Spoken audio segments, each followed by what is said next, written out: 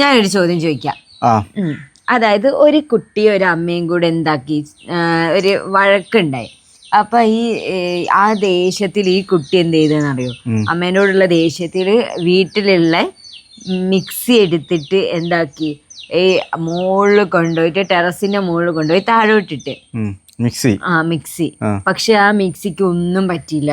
എന്തുകൊണ്ടാ? മിക്സി അരക്കുന്ന മിക്സിയോ? അല്ലെങ്കിൽ മിക്സി എടുത്തിട്ട് വേറെന്ത് മിക്സിയൊക്കെ അറിയാ?